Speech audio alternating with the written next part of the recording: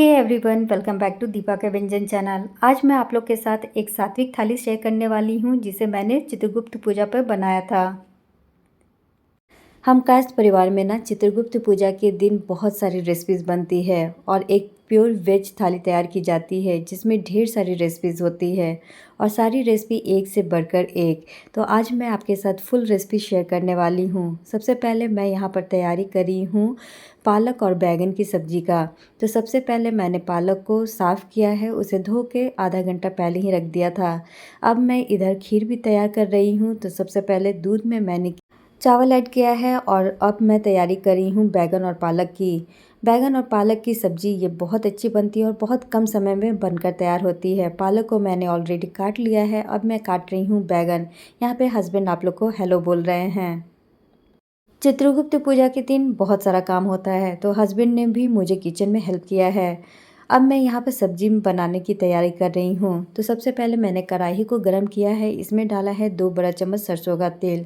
तेल के गरम होने पे मैंने इसमें आधी छोटी चम्मच मेथी दाना और 1 हरी मिर्च और 1 चुटकी हींग डाला है। तड़के को अच्छी तरह से गरम कर लेंगे। इसमें एक अच्छा ब्राउन कलर आ गया था। अब मैं इसमें डाल दूँगी बैंगन। बैंगन को चलाते हुए अच्छी तरह से मैंने इसे लो टू मीडियम फ्लेम पर फ्राई किया है। अब इसमें एक अच्छा कलर आ गया था, आप देख सकते हैं ये बिल्कुल लाल हो गया है। अब मैं इसमें पालक ऐड कर रही हूँ। बैंगन पालक की इस सब्ज़ी में आप बैंगन की क्वांटिटी बढ़ा या घटा सकते हैं। यदि आपको बैंगन खाना बहुत पसंद है तो इसमें 2 या 3 बैंगन ऐड कर दें। अब मैंने इसमें नमक डाला है स्वाद अनुसार। सबको अच्छी तरह से मिक्स करना है, ढक्कन लगा दें और इसे बिल्कुल लो फ्लेम पर स्टीम होने दें। तो यहाँ पर बीच बीच में मैंने ढक्कन हटाकर एक बार सब्ज़ी को चेक किया है।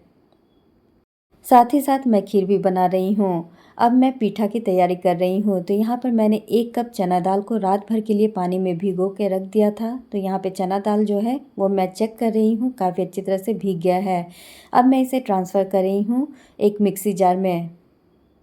चना दाल के साथ मैं कुछ मसाला भी ऐड करूँगी। तो सबसे पहले मैंने डाला है 1 इंच अदरक का टुकड़ा, 1 हरी मिर्च, आधी छोटी चम्मच काली मिर्च, 1 चम्मच साबुत जीरा, 1 चुटकी हींग, मतलब 1/4 छोटी चम्मच हींग था।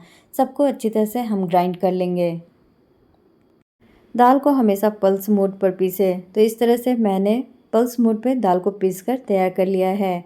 अब मैं आपको टेक्सचर दिखा रही हूँ। ये बिल्कुल दरदरा सा पिसा हुआ है और मैंने बिना पानी के ही इस दाल को पीसकर तैयार किया है। अब मैं इस दाल को एक अलग बर्तन में ट्रांसफ़र कर रही हूँ। अब इसमें डाल दें आधी छोटी चम्मच हल्दी पाउडर और नमक स्वाद अनुसार। थोड़ी सी मैंने इसमें फ्रेश धनिया पत्ती भी डाली है और दाल को अच्छी तरह से मिक्स करके इसे साइड में रख देंगे। दाल के पीसने के बाद अब मैंने यहाँ पर बैंगन और पालक को भी चेक किया है। सब्ज़ी काफ़ी अच्छी तरह से कुक हो गई थी। अब मैंने इसे मीडियम टू हाई फ्लेम पर थोड़ा सा फ्रेश धनिया पत्ता ऐड करके थोड़ी देर के लिए इसे भुना है और सब्ज़ी जो है वो बिल्कुल बनकर तैयार है। अब मैं इसे सर्व करूँगी और आप लोग को दिखा रही हूँ कि ये कैसी बनी है। तो यहाँ पर मैंने इसे ट्रांसफ़र किया एक सर्विंग बाउल में और ये सब्ज़ी बहुत जल्दी बन जाती है और आप इसे किसी भी चीज़ के साथ आराम से खा सकते हैं। पीठा बनाने के लिए मैं यहाँ पर ले रही हूँ 2 कप चावल का आटा। आटे में मैंने ऐड की है थोड़ा सा नमक, आधी छोटी चम्मच। अब इसे गर्म पानी डालकर अच्छी तरह से गूँथना है। यहाँ पर मैं डाल रही हूँ 2 बड़ा चम्मच गेहूं का आटा। गेहूं का आटा डालने से जो पीठा बनेगा वो काफ़ी सॉफ्ट तैयार होगा। तो यहाँ पर मैंने जिस तरह से आटा लगाते हैं रोटी के लिए उस तरह से चावल के आटे को गूँथ कर तैयार कर लिया है। अब मैंने यहाँ पर एक मीडियम साइज़ का लोई तैयार किया है। लोई को सूखे आटे में, ये भी चावल का ही आटा है, इसमें अच्छी तरह से डस्ट किया है। अब हाथों की मदद से इसे इस तरह से घुमाते हुए रोटी का शेप देंगे। तो मैं यहाँ पे आपको ब्रेथ दिखा रही हूँ। यहाँ पे 1/2 इंच के ब्रेथ में मैंने इस रोटी को बनाई है। इस रोटी को आप बेलन और चकले पे भी बना सकते हैं, पर मुझे हाथों से बनाना ज़्यादा कंफर्टेबल लगता है, इसलिए मैंने रोटी को हाथ से ही बनाई है। अब रोटी के बीचों बीच मैंने थोड़ा सा स्टफिंग रखा है। अब बीचों बीच रोटी को फोल्ड करें और इस तरह से जो एजेस हैं उसे प्रेस करते जाए ताकि अच्छी तरह से जो स्टफिंग है वो लॉक हो जाए। तो एक पीठा को मैंने इस तरह से भरकर तैयार कर लिया है और ये देखने में ही काफ़ी अच्छा लग रहा है।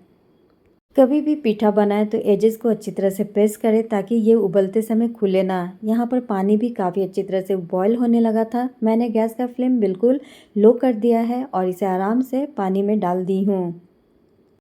एक और पीठा मैं बनाकर आपको दिखा दे रही हूँ। तो मैंने छोटी सी लोई ली है, उसे डस्ट किया है चावल के आटे में। उसके बाद हाथों की मदद से इसे गोल गोल इस तरह से घुमाया है ताकि ये एक रोटी का शेप ले ले। इस तरह से रोटी बनाने में मुझे काफ़ी अच्छा लगता है। यहाँ पर मैंने आपको ब्रेड दिखाई है। अब 1 चम्मच स्टफिंग को मैंने रोटी के सेंटर में रखा है। दोनों हाथों से रोटी को बीचों बीच फोल्ड करें और जो एजेस हैं उसे इस प्रकार से दबाते हुए इसे लॉक कर लें। पीठा बनाने का सबका अलग-अलग मेथड होता है और मसाले भी सभी अलग-अलग यूज़ करते हैं। तो ये मैं अपना मेथड आप लोग के साथ शेयर कर रही हूँ। तो यहाँ पर मैंने दूसरा पीठा भी बनाकर तैयार कर लिया है।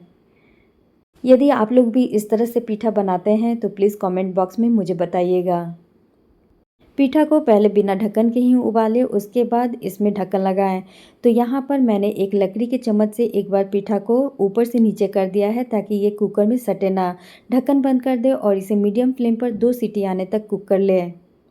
अब मैं एक और सब्जी बना रही हूँ। तो सबसे पहले मैंने कढ़ाई को गरम किया है, इसमें डाला है 3 से 4 बड़ा चम्मच सरसों का तेल, मेथी दाना और 1 चुटकी हींग। तड़के को गुलाबी होने तक फ्राई कर लें। तड़का जब एक बार गुलाबी फ्राई हो जाए, अब इसमें डाल दें कटे हुए आलू। यहाँ पर मैं उबला हुआ आलू यूज़ कर रही हूँ। नमक डाल दिया है और इधर प्रेशर कुकर भी 2 सीटी कंप्लीट कर चुका था तो मैंने गैस का फ्लेम बंद कर दिया है। आलू को चलाते हुए अच्छी तरह से क्रिस्पी होने तक फ्राई कर लेना है। यहाँ मैंने मिक्सी जार में पीसा है अदरक, हरी मिर्च और धनिया पत्ती का डंठल।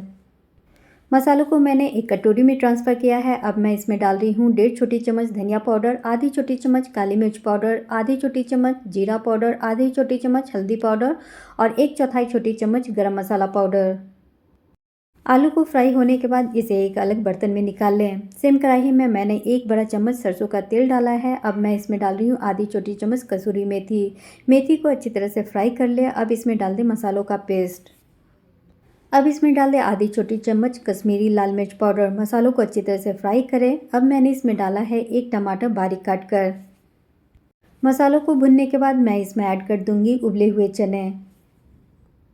इस तरह से सब्जी आप कभी बना के देखिएगा, आलू और चने की बहुत अच्छी बनती है। इस सब्जी को आप कचौरी, पराठा या किसी भी चीज़ के साथ खाइएगा, बहुत अच्छा लगेगा। मैंने अब इसमें ऐड किया है आधी छोटी चम्मच अमचूर पाउडर। अमचूर पाउडर से काफ़ी अच्छा टेस्ट आता है यदि बिना लहसुन प्याज की आप आलू की सब्ज़ी बना रहे हो तो।